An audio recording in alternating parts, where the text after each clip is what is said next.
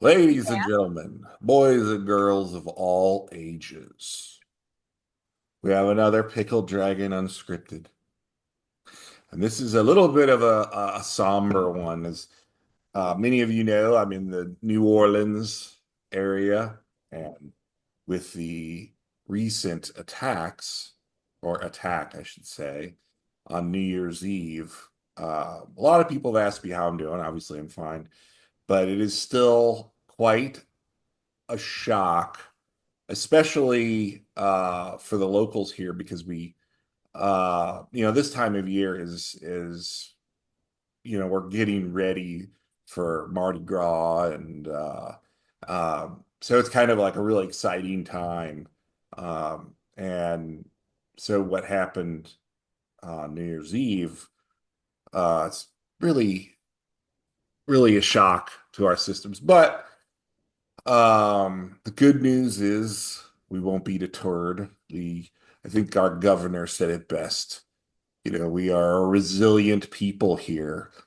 And so, um, yeah, I've been saving this. My wife got me this beautiful uh Aberfeldy single malt Scotch whiskey, and I've been saving it for something special. So today we're gonna drink to New Orleans, and I hope you join us. To So the New Orleans and to the new year. May 2025 be a great one for everybody.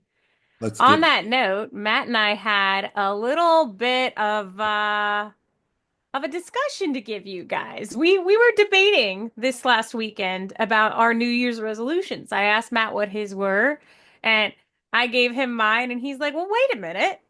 New Year's resolutions are supposed to be hard, right, Matt? That's what you said." I thought they were supposed to be challenging, yes. Um, but I guess that's just it's supposed to be something that's life changing. I'm gonna start exercising. 99% of people don't, but it's kind of like I always thought it was supposed to be something uh that was like a lifestyle change almost.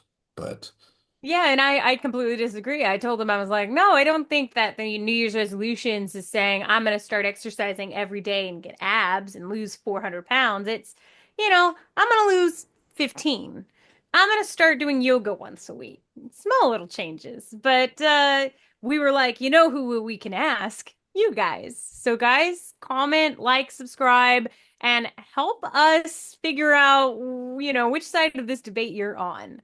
But in the spirit of New Year's, we wanted to give you guys some New Year's resolutions for Dungeons and Dragons Dungeon Masters. And we'll do another video on players, but this is going to be New Year's resolutions for our Dungeon Masters. yes, seven of them.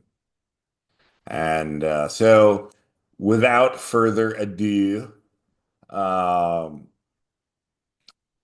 I had the idea years ago, and I know this has been done, but at the time I thought I was being really original. And that was I decided to run multiple tables simultaneously in the same world. In my case, it was one good aligned party and one evil aligned party, and neither realized the other one realized the other one was actually doing anything.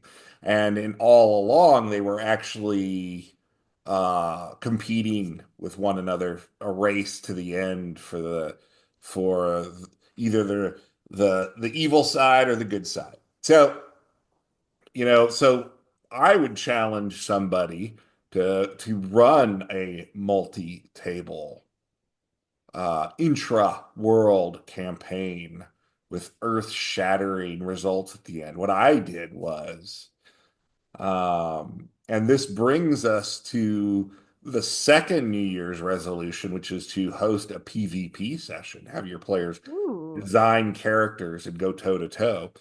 But in my case, I had that multiple table culminate in a everyone showing up on a Saturday when neither table normally met. And then that's where they realized that they were part of this multi-table experiment. And They didn't even know. they didn't, no one knew Oh, until they had that's to so great. except my wife, of course. But their characters had to duke it out in the final session of that campaign. Oh, that is so cool. And so the second resolution would be to host a PvP session. Uh, it can be an interesting exercise, especially if you don't make people use their characters they've been playing for a year. Just let them design what they want and go toe to toe. So Yeah, or if you're trying to draw conflict between people that you don't like, host that's right. PvP. That's right. Then it's a fast way to make a lot of hurt feelings. Yeah, it's a great way to get some of your friends to dump that person that you really don't like. Kidding. I've never done that. So anyway, the next one is run a mega dungeon, which I have always wanted to do. I've seen these pictures online where people have this like giant freaking table of just terrain and everything's covered in this fog of the unknown, but oh my goodness, I want to run a mega dungeon. It's just like 40 layers of hell. And what's great about Mega Dungeons is that Mm. uh, Dracoya doesn't realize it, but she picked a challenging one because Mega Dungeons, they are to keep everything interesting and it's so that it's not just one room after another. You really got to pull out all the stops with opportunities to role play with creatures and having quite a few different challenges to overcome other than just a stand-up fight. But Oh, yeah. yes, but that leads us into the next one. Segue. Uh, if you are a DM who never or rarely uses lots of puzzles or traps or riddles, um, design an entire adventure that is absolutely full of them. There was Darlag's Tower, I believe it was called, was an adventure from, I think you could find it in Baldur's Gate 1 or 2. But the entire dungeon, there were some serious fights in that dungeon, but it was just one hammer blow of a puzzle or riddle after another with serious consequences to failing the riddle or puzzle or trap. And it was a slugfest mentally for the party, which if you don't normally use lots of puzzles or traps or riddles, you can really surprise your players with an adventure full of them. And the internet is just an overflowing cup of of advice and examples. So be sure to use it. The people on the internet love to help other DMs torture their players. And speaking of torture, we have one that is my favorite. Matt was like, "No, this is lame." And I'm like, "No, this is so cool." I didn't say lame, did I? Maybe. No, you didn't. I don't know. I'm paraphrasing. Does that sound like that? Sure. So I thought it was really cool. Create a downtime economic system.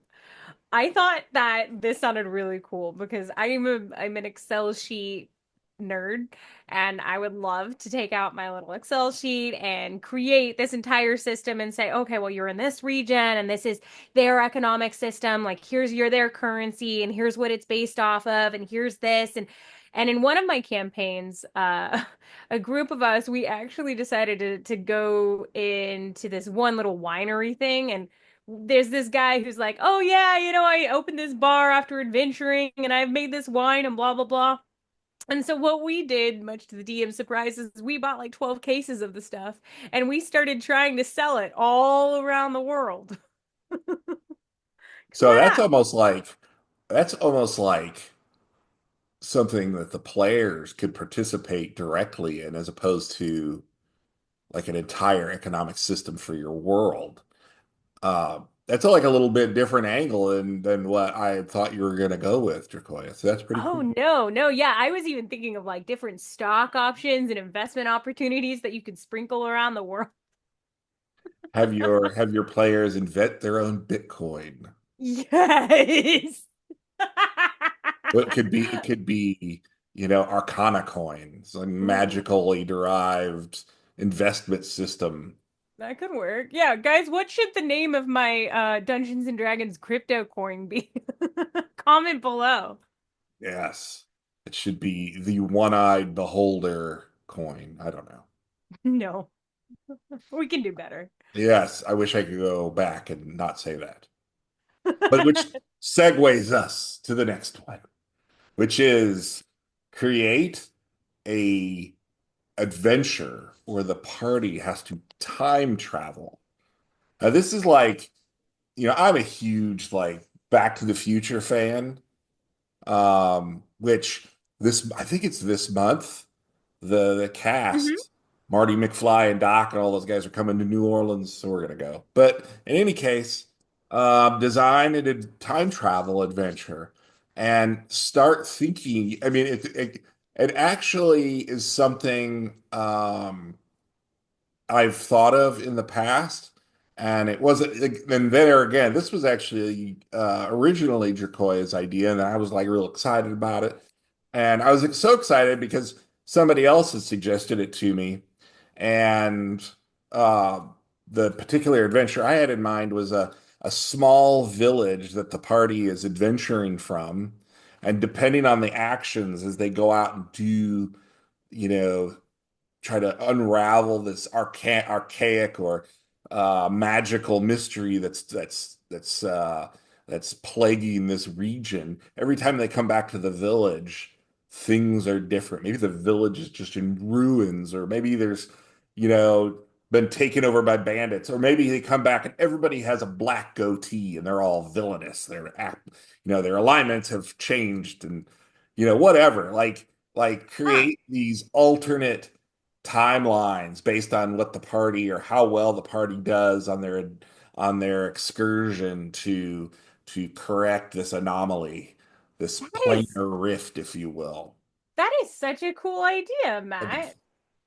yes.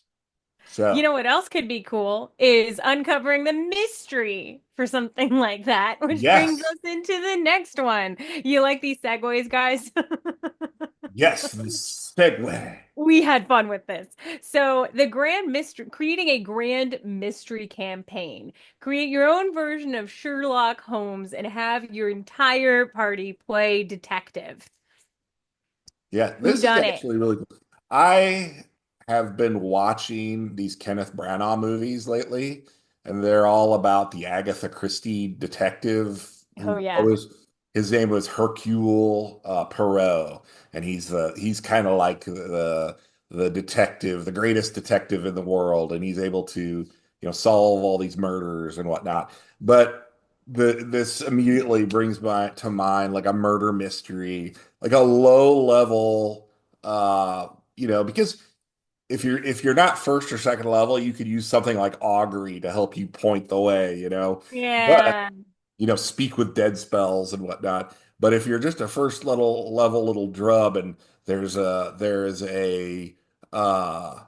murder that the authorities think that they've already solved, but the culprit is still loose. You know who my favorite was? And this is gonna like be way back in the day, Columbo. Columbo. Yeah, Columbo. I forgot one thing. Yeah, for those of you who know, with Yeah. his one fake eye and I loved him. I thought he was the coolest. Anyway, guys, comment, like, subscribe. Let us know what you guys think. We've given you guys a lot of questions. Pick one, let us know, and have a happy new year and come back to have another round on us. Stay safe.